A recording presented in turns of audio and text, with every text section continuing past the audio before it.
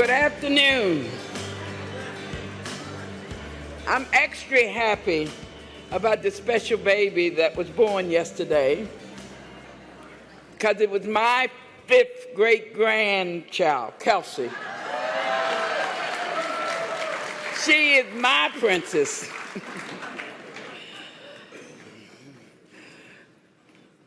The AFT, along with other labor unions, civil rights leaders, faith-based organizations, and the community groups, is mobilizing to continue the historic 1963 March on Washington with a march this August 24th, where we will reclaim the promise.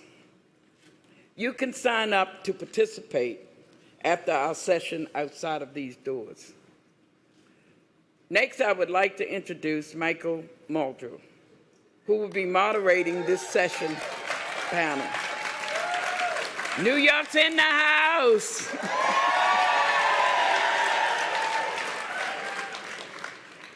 Michael became the 5th president of United Federation of Teachers in August 2009. As president, Michael has advanced the union's commitment to transforming education in New York City and to elevating the role of parents and the community in the governance of city schools. Building stronger lines, creating opportunities for collaboration with parents, civic and community groups have become a hallmark of Michael's presidency. In addition to his UFT responsibility, Michael is a vice president of the AFT and an executive board member of the New York State United Teachers. Please welcome Michael Muldrow.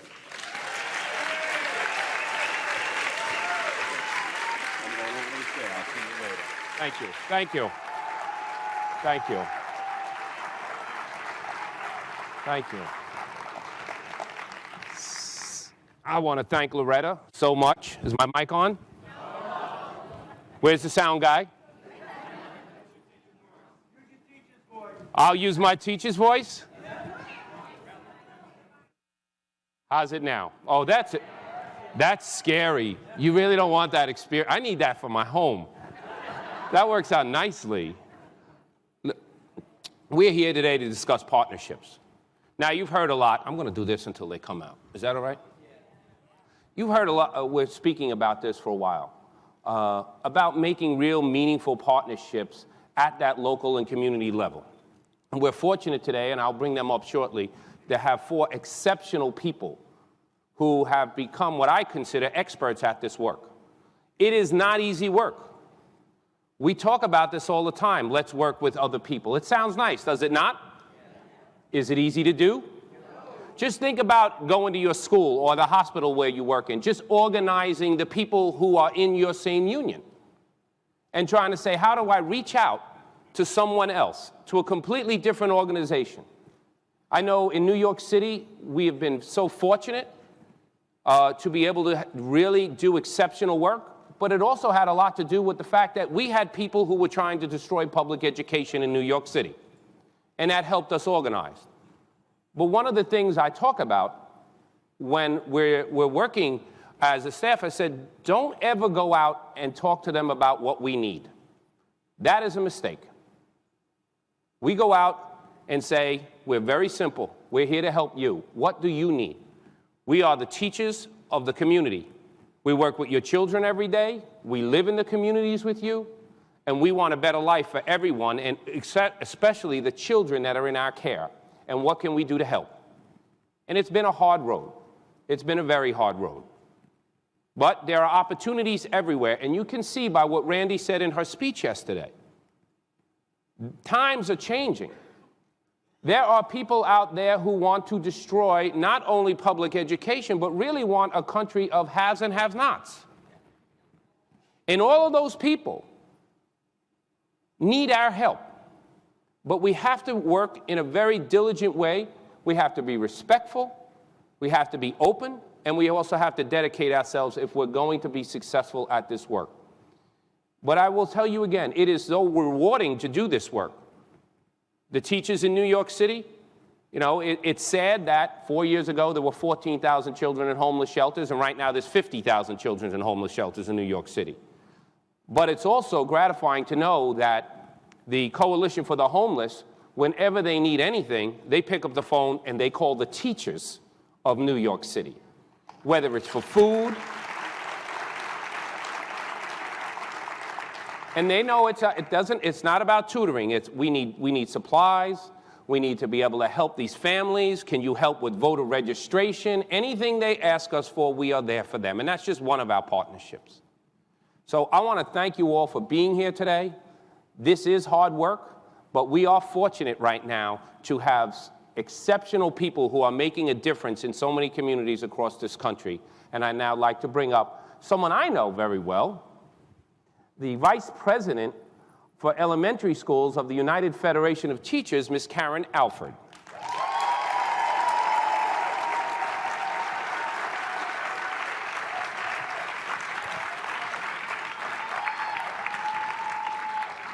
So we had this crazy idea in New York City. We were getting frustrated because all these children in homeless shelters and different things, and we said we need to figure out a way to really take these wraparound services and talk to not just the parents, but also our members about what we can do. And Karen was given the task of making that happen, and she has done an exceptional job. Last year, we launched with 6 new schools. We had never done this before in New York City. We had community schools before, but we were following the model from Cincinnati.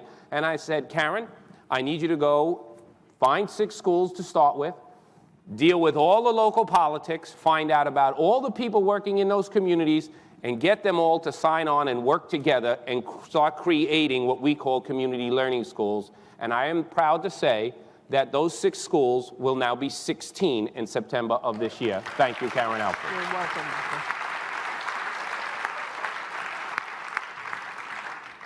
From Philadelphia, Andy Perez. Come on now.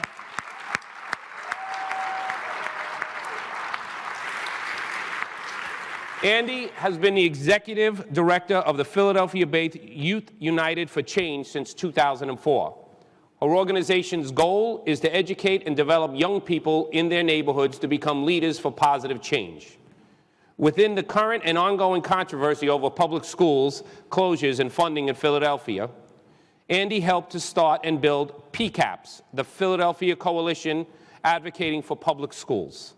She worked on the team to create the PCAPS plan as an alternative to the massive school closures being pushed by the unelected School Resource Commission. Thank you, Andy, for taking on that work and for doing everything you've done, especially with the youth. It is a very powerful thing when you have high school students and elementary students standing with you at a press conference saying what you're doing is wrong. Thank you, Andy, for being here.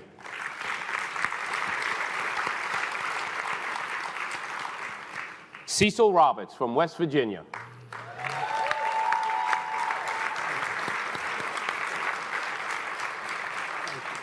I had the pleasure of listening to Cecil approximately 6 years ago when my president at that time, Randy Weingarten, brought him in to speak to the Delegate Assembly United Federation of Teachers, and I will tell you, he tore the house down. But look at the work that he does. He is a 6th-generation coal miner, and he became president of the United Mine Workers of America in 1995. Cecil is a member of the AFL-CIO Executive Board, Council, and he is a member of its executive committee. Over the last 2 years, Cecil and the United Mine Workers have been key partners in the Reconnecting McDowell project in southern West Virginia.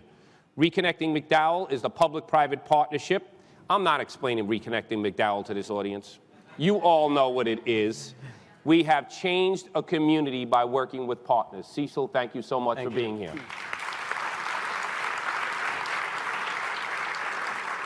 I would now like to lastly welcome and ask to come up Reverend William J. Barber from North Carolina. All right.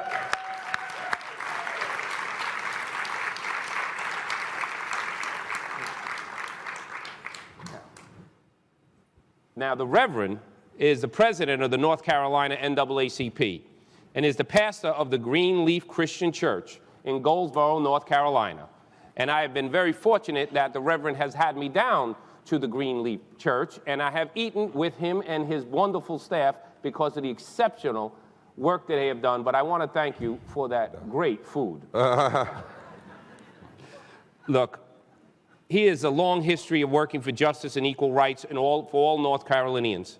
His amazing efforts, Reverend Barber will share with us today, grew out of his work developing a 14-point people's agenda as part of the Forward Together movement.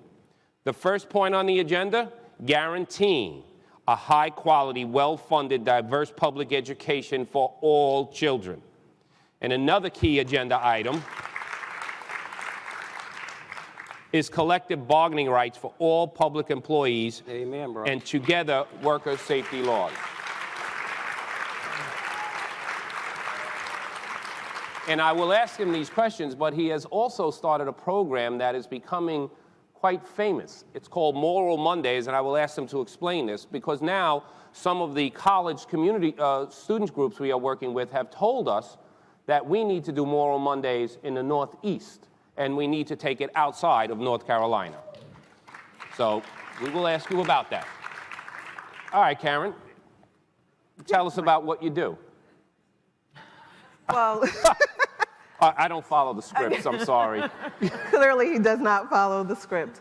You know, we were charged with beginning community schools with 6 schools, and we went into it with some core beliefs. We went into it knowing that every child deserves a quality education and equity. We went into it knowing that schools should be the hub of the community. Those doors should not close at 3 o'clock. These schools are community assets. They belong to the community. And so going into it, and then lastly, we thought, once you strengthen schools, you strengthen neighborhoods, you strengthen communities. And with those core beliefs, we started to engage in the work. And we looked at it from 2 different angles. It was about reducing barriers. If you were able to treat barriers and make sure that children are barrier-free, whether that's they're hungry, so let's feed them. They don't have glasses.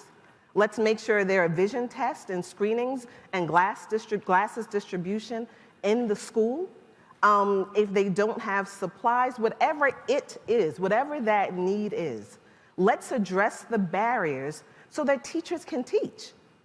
Let's surround ourselves with the community. And when I say community, it's not just about the children and the parents. We should be engaging the broader community. They have a place in that school. And that's what we engaged in. How do you leverage neighborhood resources? How do you operate so that you're not just working off of grant funding? Grant funding dries up. How do you make sure you have partnerships that are sustainable for the long haul? And then we started the work with the schools once we had some core beliefs. Because our feeling was there's no cookie cutter approach to this. Every school should look different because every school is different. There's no top-down approach. This isn't about administrators dictating what the school needs. This is how do we do real community engagement? How do we find out from the boots on the ground what the school and what the neighborhood needs? And then how do we cite those resources into the school? And that was the work that we began to engage in. And we thought in the beginning, will anyone join us in this work? But you know what? We saw and we knew that there were so many teachers who were frustrated that they were being the doctor and the social worker and the guidance counselor and all of these other titles that they didn't have, that we found that they've been very receptive. And partners are out there. There are so many organizations and institutions that feel like they have a social responsibility to the people in their city, that partners are coming through our doors, and it's amazing trying to manage all the partnerships. So groups are there to help support the work. But the key for us, like I said, was to find sustainability so that if an administrator changes, if a partner leaves, all of your hard work doesn't fall apart. And that's some of how we began to engage in the work that we're doing. Well, thank you. You're welcome. You having fun with that? I am. Okay. Andy, first starting with the youth movement, now moving into one of the most pivotal fights that we're looking at across the country. What is the importance now that you went from working with the youth groups to now building all of these partnerships. How important is it in terms of the political fight, and how hard was it to make it happen? Sure. So in Philadelphia, there are two major youth organizing groups who have been doing education reform work for a really long time, and that's Youth United for Change and Philadelphia Student Union. And so we had relationships with all of the unions that are in schools for a period of time where we've traditionally supported each other on individual campaigns, but not as a large coalition. But the reality is the fight that we're in right now is bigger than any one of our organizations, right? This is a corporate reform agenda. It is meant to dismantle public education. And so we have no choice but to come together and fight it in a united front. And so in Philadelphia, we were able to do that. There's 17 organizations now in PCAPS, I believe, 17 to 19. And we're all moving an agenda forward, and we all worked on developing this plan. We get coined as the school closing organization, you know, like the coalition that came about to fight school closings, but we're bigger and more long-term than that, because school closings is only one piece of that corporate reform agenda. There's a larger issue. And so the fight around the school closings is one of the many fights that we're in. And our reform plan that it's a larger reform plan for all of the schools in Philadelphia, not just the ones that are closing or trying to keep them open. So it's a bigger picture. And so that took a lot of negotiating, right? So, what young people see in schools and want in schools might not be necessarily all the time what adults want. Adults often talk about safety in schools. Young people talk about engaging curriculum, so but we were able to put all that together into this package, which includes community schools as an alternative to school closings, modeled after Cincinnati. And we've looked at New York, and folks from New York came down and helped us out, which is also really great. But I want to emphasize I was doing a lot of thinking this morning. So people asked me how I'm doing here, and I slept, which was really big because we haven't slept in Philly in a really long time. And so I was able to actually think for a minute and not be in reaction, but actually think about. We're doing this canvassing this summer with students. It's an 8-week canvass. And, many groups, including the PFT, are working on this canvas. But young people went out in 4 days, and they knocked on over 1,400 doors. They collected almost 400 surveys on education issues and had 500 conversations with people about education issues. And so they get paid for 1 day to come, each of them gets 1 day, 1 shift, but they've been coming and volunteering in the heat, in the 90-some degree heat, to knock on doors, to talk about education. And I was thinking about 2 young women in particular who are in placement. Well, one's in placement, one's home, but they've both been in and out of homeless shelters. They've both been in and out of placement for their whole lives. And why they come every day to knock on doors. And it's because schools are the one thing that's been constant in their life. Teachers are the one thing that have been constant in their life, and they're fighting like heck to protect that. Yeah.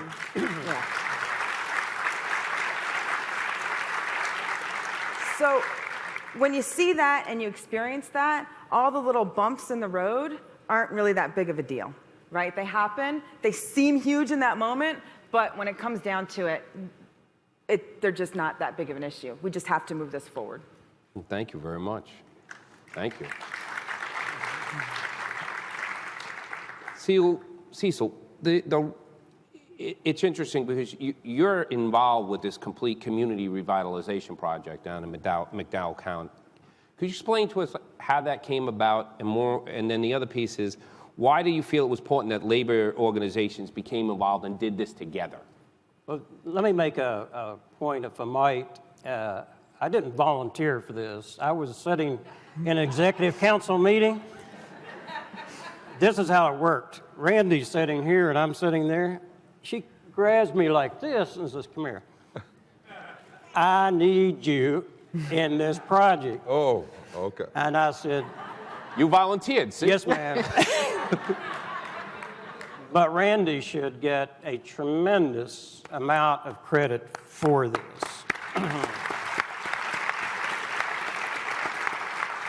And if I might, my dear friend Bob Brown is here today, and one of our vice presidents from West Virginia, Joe Carter, is sitting right beside him. we all know that we make decisions from the top and people down below have got to do a heck of a lot of work once those decisions are made. But if I could take a moment of personal privilege, I'd like to thank the AFT. It was in 2010 when I think you really heard me speak, if I'm not mistaken. I was invited over to a similar gathering right after the Upper Big Branch mine exploded and killed 29 coal miners, and a show of solidarity from teachers from New York. You passed a hat that day for these 29 families, and you raised at that gathering, by passing the hat, I think it's close to $15,000, and you also wrote a check for $10,000. That's solidarity and unity for people you never laid eyes on.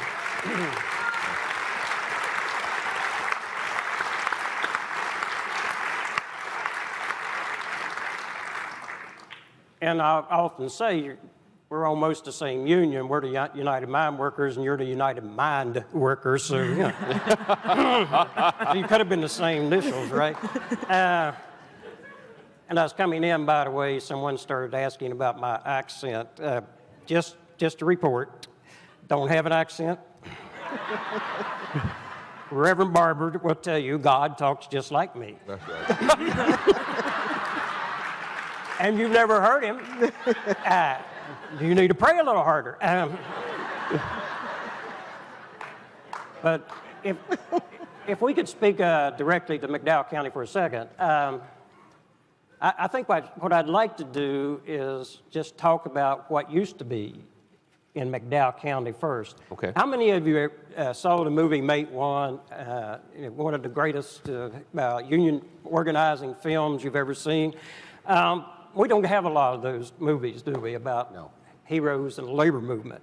But Sid Hatfield was the chief of police, and he gunned down all these thugs that were evicting UMWA members from their houses and putting them on the road. And that happened a lot back in the 20s when we were first trying to build a union, right? So what happened to Sid Hatfield? About a year after the end of that movie, Sid Hatfield was murdered in the middle of the day on the courthouse steps in McDowell County in 1921.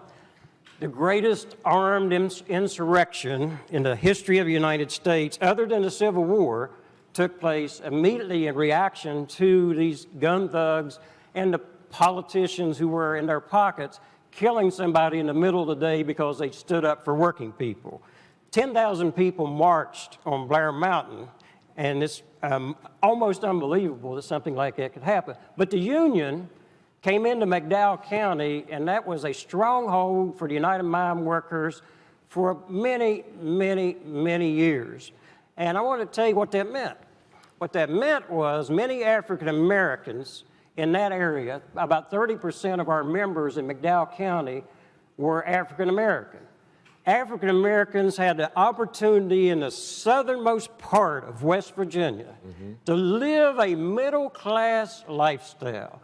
And layoffs were not based on the color of your skin or where you came from. Layoffs were based on seniority. If Reverend Barber's family had more seniority than my family got laid off in his state. That was what the Union did. It equalized and leveled the playing field for all God's children. So we had an opportunity for civil rights because of the Union came into southern West Virginia. McDowell County became one of the largest coal-producing counties in the United States. The Union flourished. And you know what else flourished? The school system. Bob and I talked about that before. That used to be one of the best places in the United States for school teachers because the tax base was enormous. School teachers had a fine place to go every day. They had classrooms that were beautiful, teaching kids, coal miners' kids who wanted to learn. How many of you ever saw the movie October Skies? Let me tell you about that. That's a true story, too. In 1960, a 14-year-old son of a coal miner named Homer Hickman went to Welch. Welch used to be bustling, and people have been Welch nowadays. It looks like a ghost town. You couldn't turn around in Welch in 1960. And he's walking through town, and there's some guy making a speech on a parking lot, and nobody was listening to him. So Homer Hickam, being a curious young man, went over and he listened to this young person that would happen to be John Kennedy, the next president of the United States, making a speech in McDowell County in the middle of the day on Saturday. And John Kennedy finished speaking. He said, anybody got a question? No one had a question for the next president of the United States because nobody knew who he was. Homer Hickam, he had a question. He said, what about putting a man on the moon? And everybody laughed at Homer Hickam. Homer Hickam went on to win the National Science Fair, not only in West Virginia, but nationally, a son of a coal miner. And he always wanted to be a rocket scientist. And you know what? Homer Hickam became a rocket scientist out of McDowell County, West Virginia. And let me tell you what our challenge is. Somewhere, Bob, down in that county right now, there's another rocket scientist. And it's up to us to give that kid the opportunity to be a rocket scientist.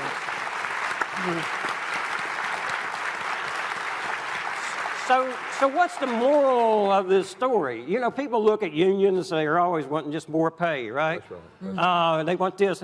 Whenever unions are in a particular area, in a remote area like McDowell County, and can make McDowell County what it once was, everyone prospers. Education prospers.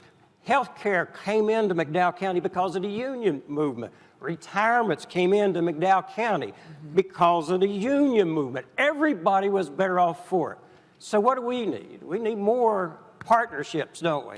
Where can we start at? We can start out by people on the left and the right of you who are in your union. You can count on them. Who else can you count on? I have always believed that you can count on the civil rights movement to stand beside you and fight beside you and be for you. And you can count on them not to walk away when a little bit of trouble comes your way, right? So you can count on the civil rights movement. And there are certain churches in the United States, we're in a terribly difficult fight now, and we've made it a faith-based effort. We got ministers and Catholic priests and everybody coming to say we stand with these coal miners who are about to lose their health care because of some giant corporation's decision making. So we can build on this. We can count on the civil rights community, the CBTU, the NAACP, and ministers like Reverend Barber. What he's doing down in North Carolina, he's trying to get me to come down there, and I want to go because he's going to heal my accent when I come down there. Right, Reverend Barber? He says, I can lay hands on you, see, so I can fix that problem you got.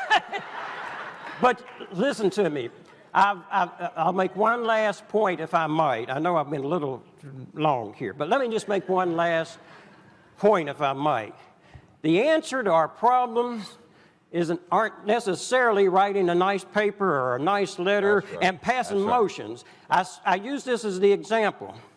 Whenever the civil rights movement, before Dr. King in 1955 started that Montgomery bus boycott, church after church after church passed the best resolutions, wrote the best letters, lobbied to Congress on a continuous basis. But when Dr. King went out in the street and took it out where people had to look at it and started marching, that's when you got results. And I think that's what we need right now.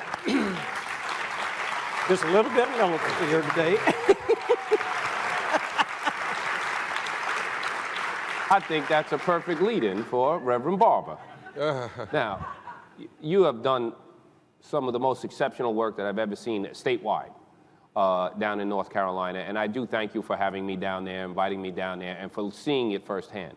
But I'd like you to specifically talk about two things. One, the fusion politics that you and I know, but I feel most people here don't know that we're talking about when we do that, and the Moral Mondays program that you have going on now that is clearly starting to grow just from as I said in my opening, when I start hearing about it from, college campuses in New York and in Massachusetts, it is because it is really starting to grow. So I'd ask you to speak to those two things. Well, first of all, Mike, let me thank you for having us, and indeed we're going to heal Cecil's accent, and he's going to talk just like this. You notice you didn't help me. Yeah. No, we're going to leave you alone. Randy, let me thank you, and let me thank all the friends of AFFT who are here. let me give you a personal note. I was born 2 days after the March on Washington. My mother said she stopped labor. I stopped her from doing labor because I wanted to see what was going to happen. I wanted to see if this was really going to mean something. So I was born August 30th, 1963.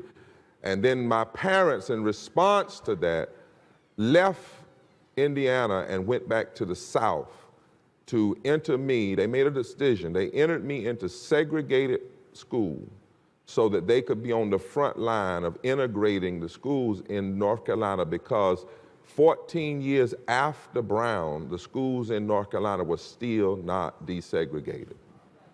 I want to say that to you because when I see this theme, Reclaiming the Promise, part of our answer is in our history about where we are and what works. So let me, if I will, be like the Sankofa bird and like the hymn, my soul look back and wonders how we got over, and go back for a moment. This country has always struggled with this issue of reconstruction. That is, trying to reclaim the promise that was written in paper but not performed in daily activity and in the work of government. And that is the first principle of our Constitution. Not liberty, but the establishment of justice. The establishment of justice. And then providing for the common good, promoting the general welfare. And then if you do those things and deal with domestic tranquility, then you can get to passing on the blessings of liberty. And so, Michael, part of what we have to do is to fight in this moment, we have to understand this moment. That's true. And there are two moments before this moment that we have to understand. And the first one was between 1868 and 1872, the beginning of the first Reconstruction, when you had fusion politics, blacks and whites coming together, particularly in the South. And I want to talk from a Southern perspective because I want my Northern friends not to get mad, but hear this. If you're going to change this nation, we have to change the South. And if you're going to change the South, we have to see state battles as national battles. Correct. You can't keep talking about national just in D.C. But if you want to change the nation, you have to think states. And so in 1868 to 1872, what do we have? We had the greatest fusion movement, came together, the response to the end of the Civil War. And what happened in those 4 years? We had brand new voting rights delivered, educational policy delivered, labor rights were worked on. Even in 1800, criminal justice reform, economic reform, and progressive taxes. Then you had a second Reconstruction movement, 1954, Brown versus Board of Education, from 54 to 68. What happened from 54 to 68? You had expansion of voting rights. You had expansion of labor rights. You had expansion of economic rights. You had expansion of health, of educational opportunity. You had expansion of criminal justice reform. And you had a more focus on progressive taxes. But in each era, after a few years of progress, there was always a response. There was always a regression. In 1869, it was the Klan. And then it was a movement called the Redeemers Movement, the precursor to the Tea Party and the Koch brothers and the Dixiecrats. And what was the theme of the Redeemers Movement? They wrapped themselves in moral language, and they said they had a God-given right to redeem the nation from black-white fusion politics, that their calling was to take back the nation. And they waged that war. And what did they do when they attacked Reconstruction? The first thing they attacked was voting rights. The second thing they attacked was education. The third thing they attacked was progressive tax policy. And the fourth thing they attacked were the leaders themselves. 1968, Malcolm is killed by then. Medgar is killed. Martin is killed. Viola Liusa, Swana Chaney Goodman. And you have an all-out attack on the second Reconstruction. That's right. And how did they attack the second Reconstruction? With the white Southern strategy developed by Kevin Phillips. Bring in Richard Nixon. He runs that strategy. How do you get Southern whites to vote against their own self-interest? Because if you can lock up the South, you can always lock up the nation. And how did they attack the second Reconstruction and ended it? They attacked voting rights. They attack educational rights, they attack labor, and they attack progressive tax policies, and they attack the leaders. We saw in North Carolina in 2007, the NAACP, the largest in the South, 100 branches, that we needed a third fusion movement.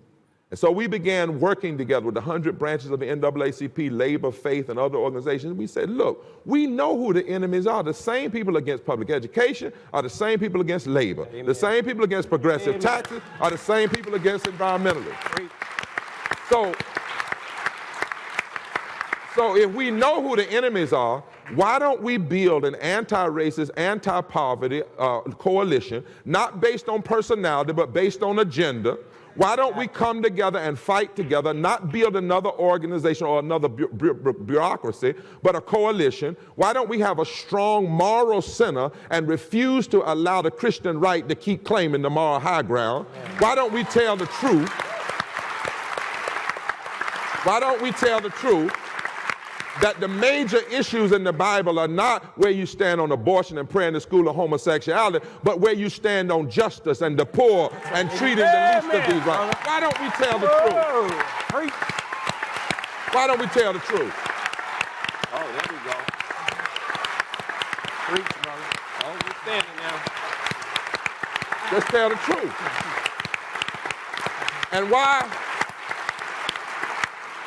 And why don't these liberals and progressives stop running from that moral center and giving it away? And then why don't we develop a constitutional movement that doesn't run away from the flag and run away from the Constitution, but says we are the real conservatives. You're the liberals because you leave out everything that we ought to want to conserve. We want to conserve justice. We want to conserve common good. Why don't we snatch the language from them? And in doing that, we were able to bring people together across all these organizational lines, labor, white, black, LGBT, straight, people of faith coming together. And in 7 years, we won same-day registration, early voting. We won more concessions in education. We won earned income tax credit in the South, and we won. But then we had what always happens to Reconstruction, is the reaction, the backlash. And part of that backlash came because in 2008, which in fact, President Obama didn't win North Carolina. He lost 65 counties. What happened was our coalition created the context through same-day registration and early voting. He lost on election day, but he won in same-day registration and early voting because our coalition had restructured the political systems in the South. And his winning, not him, but the electorate that elected him, signaled for the far right the third Reconstruction. And they began an all-out backlash to stop it because they know if you break through the solid South, you don't even have to break through all of it. If you just put some holes in that wall, you change the nation. And so finally, Michael, what they did is they now have launched an all-out assault to go backwards.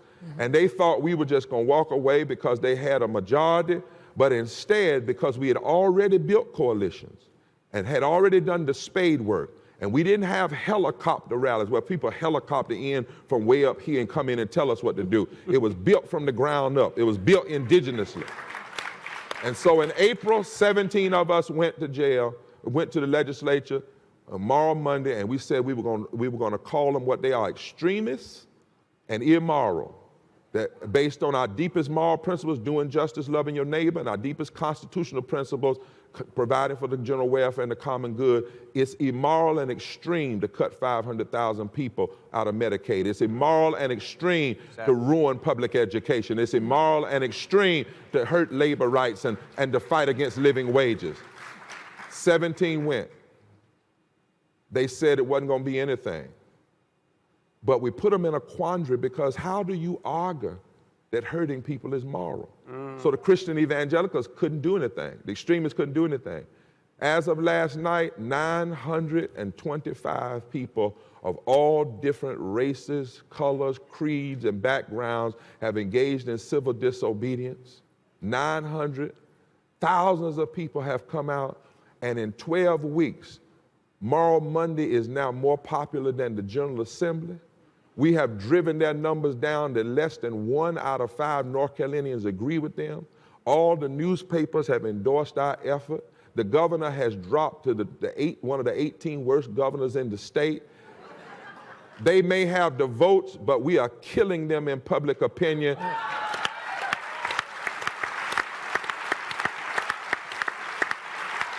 And see, so you would like this. And we're sowing the seeds of resistance and a context that's going to birth a new, the continuation of the third Reconstruction and a brand new flow of voters in the South. And how do I know that? Because last week, from Harnett County, the county, and this is when you talk about coalition, the county that's the home of the former Grand Wizard of the Ku Klux Klan, 6 members of one white family who we helped understand that the conservative, ultra-conservative thing is a myth when they say they can hurt some people and not hurt everybody. When they cut unemployment, they hurt that white family. When they cut education, they hurt that white family. When they cut Medicaid, they hurt that white family. And 6 members of one family came, hugged me in the line, said, we've been taught to hate you all our lives, but that day is over, and all 6 of us are going to jail with the NAACP and the Moral Monday movement. All 6 of them. All 6 of them. All 6. And if you ever want to know you got a movement, you let the NAACP lead a movement in the South where when 5,000 people gather, 50% of them are white. You know that something's happened. You let the NAACP lead a movement, and last night, the president of the NCEA went to jail on behalf of 95,000 teachers that they just took tenure from. We are in the middle of a third Reconstruction. And we've got to focus all over the nation, but we've got to build in the South. And I'm pleading everywhere I go to my northern brothers, you don't have to come build a movement. Just send us a little help down south, because the South's gonna rise again, but not like the old South.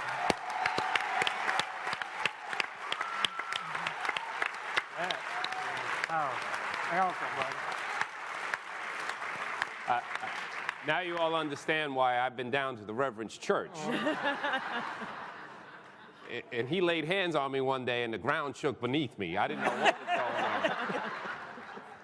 But that is what we're talking about. But it's not easy.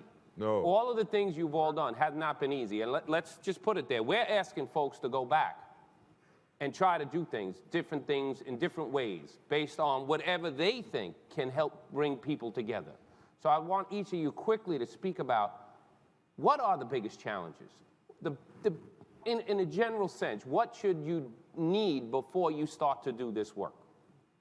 Karen? Well, Michael, I don't think I'm going to be at work Monday, because I'm going to be in North Carolina tomorrow, Monday. I just want you, I might not make it in. That means I got to bail you out, right? You have to bail me out. We'll go get arrested together. It's fine. You know what? You can't wait for the right time. Right. The right time is now. We have a Department of Ed that hates us. Yep. You know, there are folks out there, the DFERS and all these other folks, that want to see our demise. But it hasn't stopped us in the work. And so we had a school that was devastated by the hurricane, PS 188. And so this concept of a community hub, that's what they needed at that moment. So the work is not easy. I don't want you to think it's easy. But they said, we have nothing.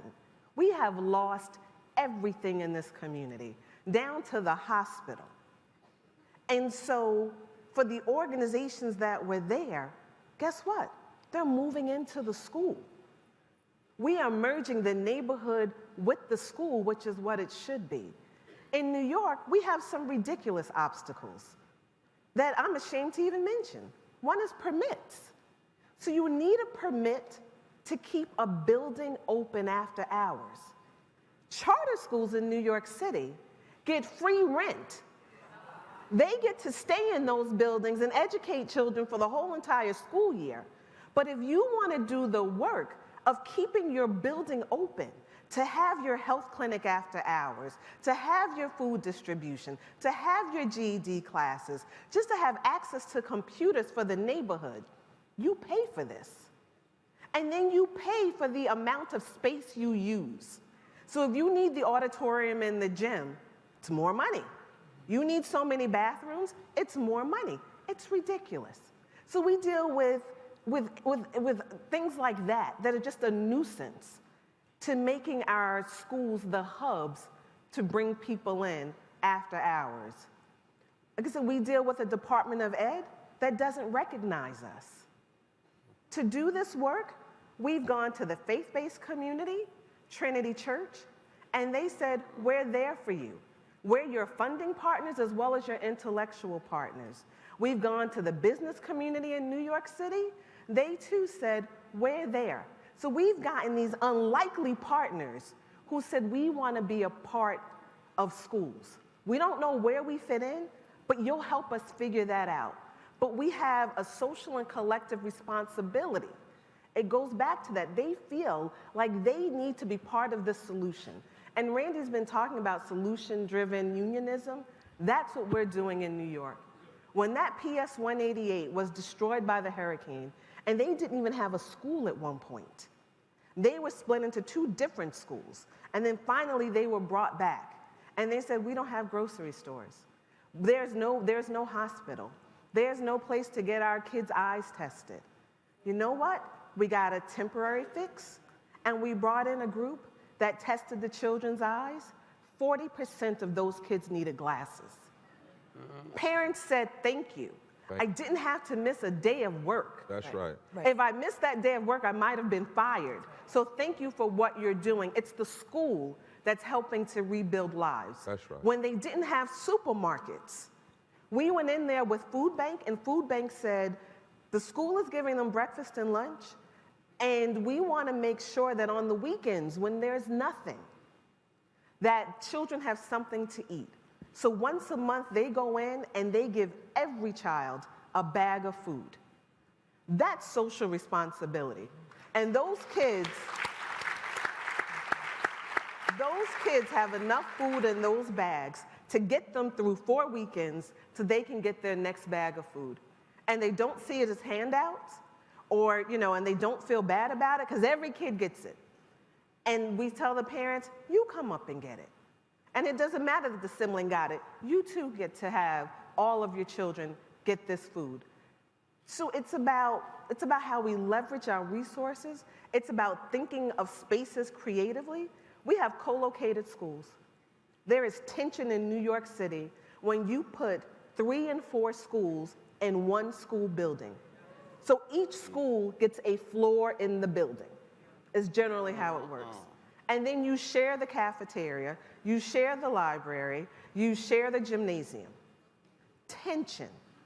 And then we have some really nasty charter operators who don't know how to share fairly. So this concept of community schools, because that's a challenge for us, this concept of community schools, we don't go in there as a lot of these charter operators and say, it's just for those kids. Because it's about equity and making sure all of our kids have a fair chance. And all of our kids have the same opportunity. And we make sure our resources are for all of our children. And then one last thing with New York, we have governmental silos. So agencies do not talk to other agencies. It's a real problem for us. And I thank Cincinnati so much because they've opened their doors to us. We've been there multiple times to look at their schools, and they are our thinking partners. And we've modeled ourselves after them. We are very different with 1,700 schools, with 1.1 million school children, 50,000 homeless children. Some of our kids are really in crises. And so we have to work through our governmental silos, because right now schools are making 911 calls. Because when a child is having a crisis at that moment, some of the teachers we're not equipped to deal with it. And so what you're finding is you're calling the local hospital to come get kids.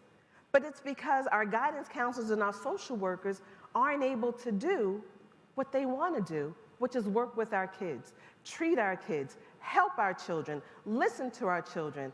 There's been nothing but paperwork. And so we're working with other groups and with mental health agencies. We're trying with the DOE, but to try to make sure that our kids and our families in crises, right now there is nothing. If you do not have a diagnosis, you cannot see the therapist on a regular basis to help you through that moment. So for that child who comes in and the parent's been incarcerated, for that child who comes in and the child is homeless, for that child who comes in and they've lost a parent, there's nothing there in the interim. So we're working to try to change that in New York City. We are really working around mental health, and Michael's brought in a wonderful program called Therapeutic Crisis Intervention to work with our children through these crises. And so we're doing what we can, thank you, as a school system. And folks say, but you're the teachers union. We are. But we're out there and we are leading the way and we are walking the walk and we are about action and other people are getting in line with us because they understand that if we want to rebuild communities, if we want to make sure we have healthy children, if we want to make sure that our kids are productive, and if we truly believe in career to college education, others are coming on board and they are helping us with that to make that change.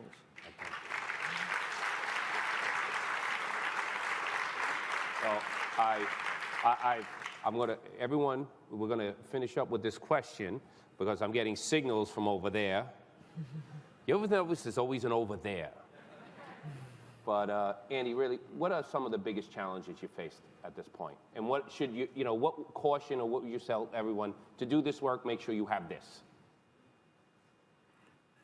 So I think the biggest challenge is the severity to which we're under attack, right? And so that's the biggest obstacle.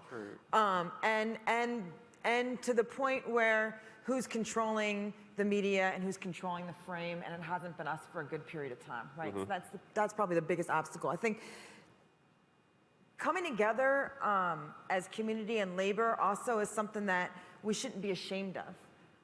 And so oftentimes we're told, oh, we should downplay labor because for some reason now labor has a bad name. But we're very clear that we're very proud that we are a community labor coalition, right? And so we have to reclaim that.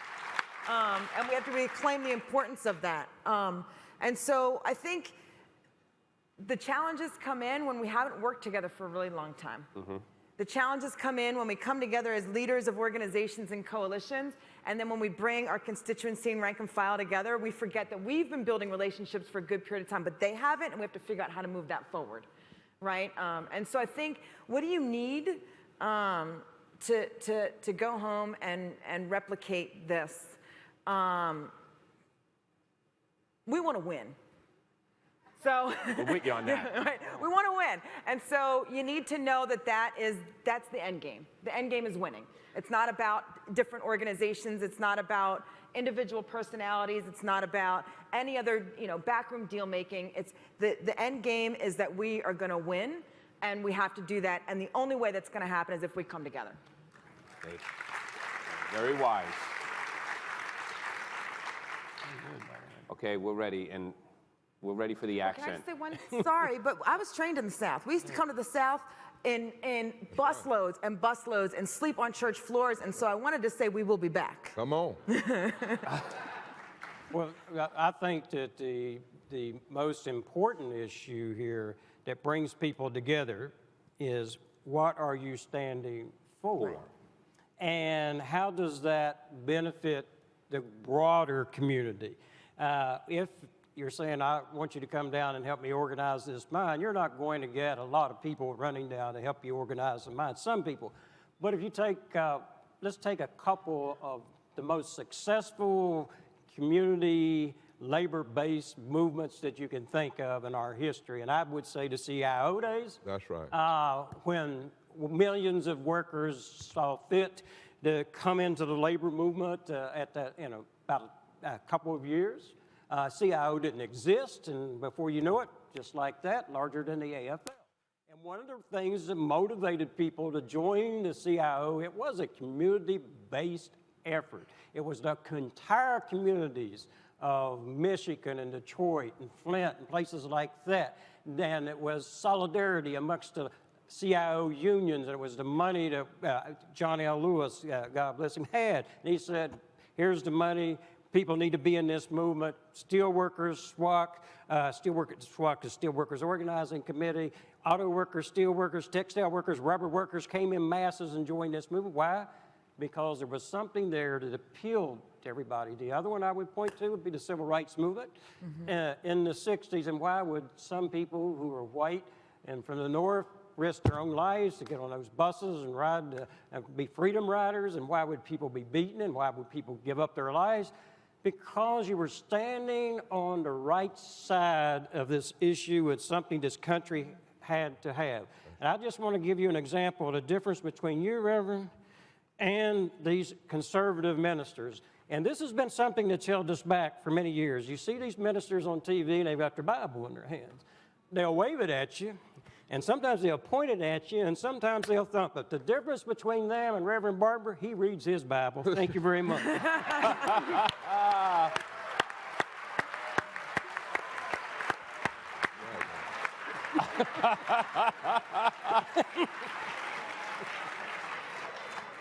And you know Reverend that, Barber? and that is a serious point.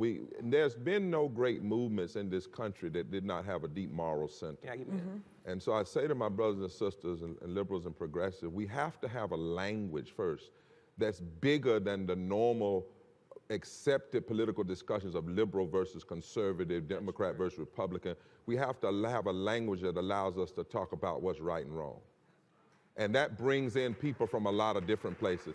In Moral Monday, we have conservatives now with us. 26% of the people out there are not Democrat. They said it was at first, because once you begin to expose what's immoral and extreme, what's constitutionally inconsistent and morally indefensible and economically insane, you can bring a lot of people together, but you have to create a language for movement. And it can't be bound up by the language that has divided us. You have to have a new language. Rhetoric always precedes resistance. And so that's so important. I would also say on this biblical thing, Jim Wallace, my good friend, says that if you take all of the passages out of the Bible that deal with economic justice, treating your neighbor right, helping the poor, healing the sick, you wouldn't have a Bible. That's right.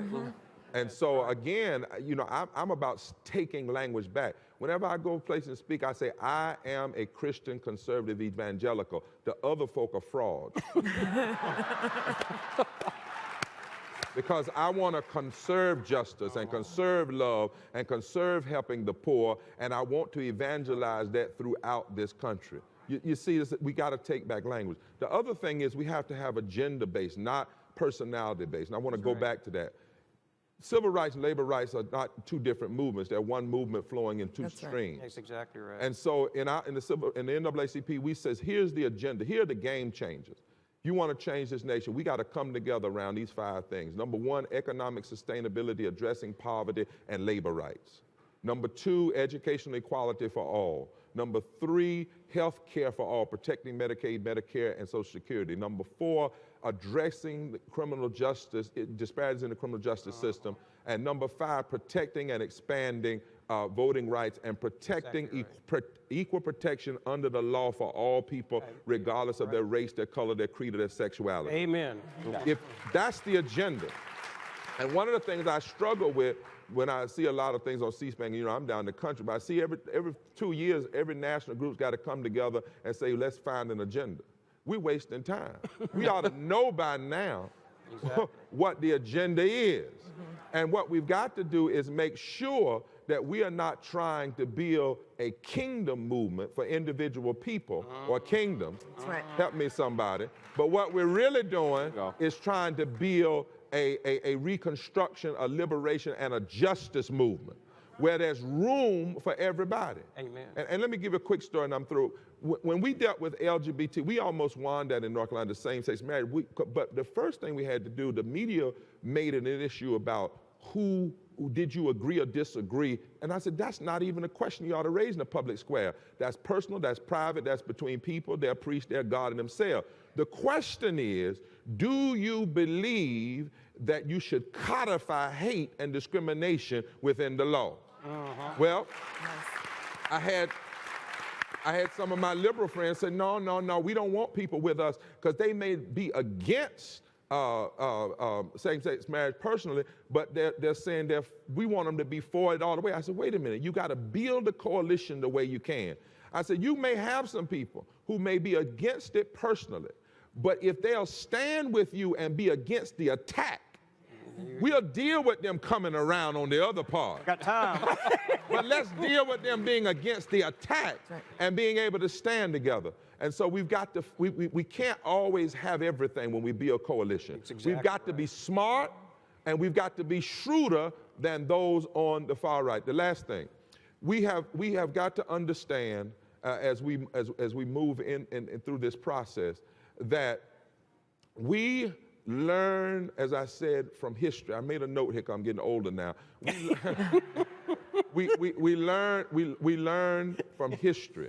And what we have got to understand in this moment, one of the biggest things is we got to destroy the myth, the racial narrative myth that the ultra-conservative and extremists operate on, and they pit white and black and other folk against each other by suggesting that there's a way to hurt folk without hurting everybody. That's right. As Dr. King said, we're inextricably bound together. That's good. And then we have to build from the ground up. We're bringing folk to March on Washington on the 24th, but I have to say, we need more than the March on Washington on the 24th. Dr. King closed his speech in 1963, go back to Alabama.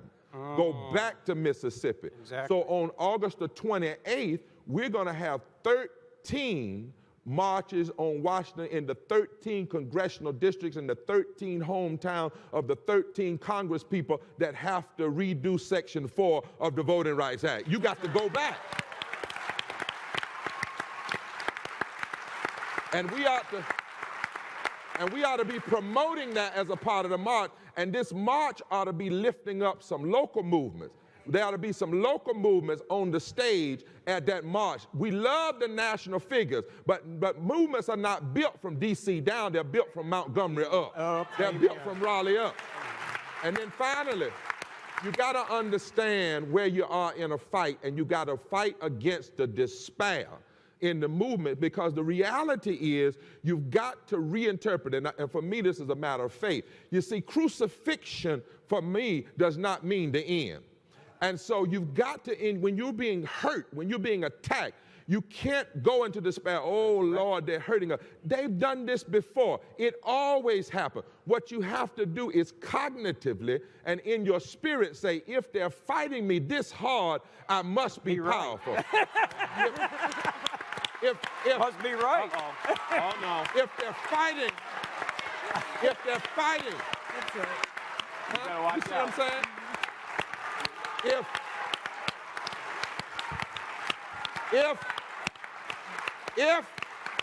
If they are fighting, if they're fighting AFT this hard, Randy, if they're fighting us, we who believe in public education, if they're fighting civil rights in the union, and even though they may be winning some temporary battles, it must be because they are operating out of political paranoia.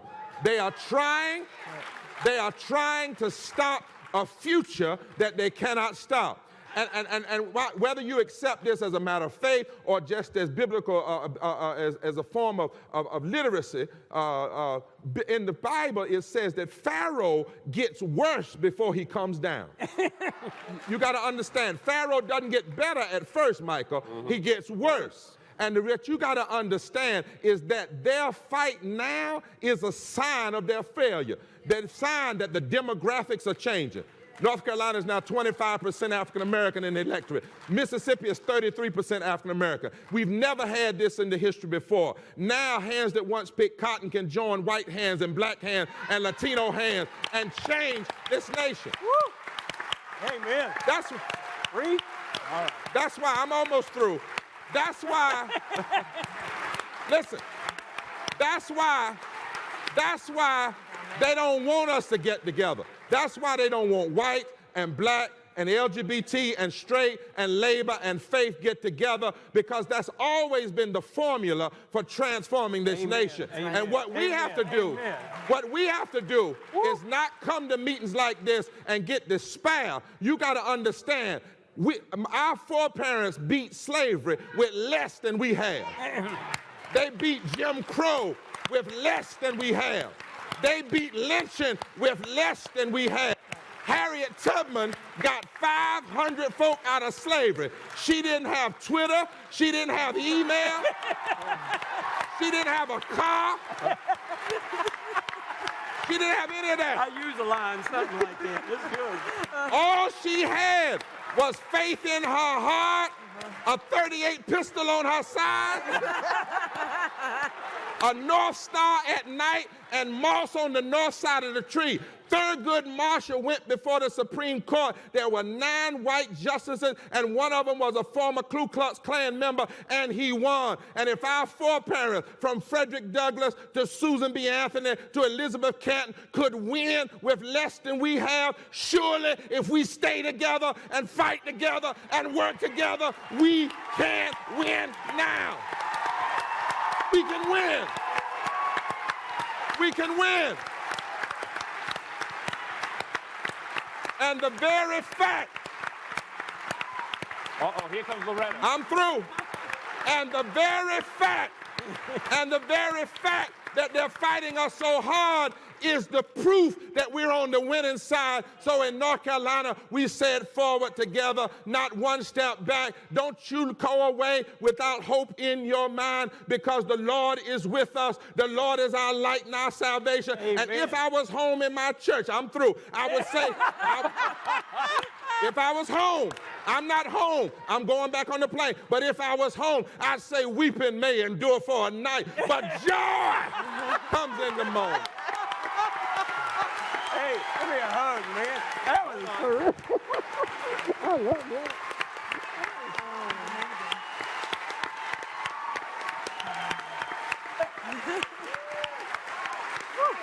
Okay.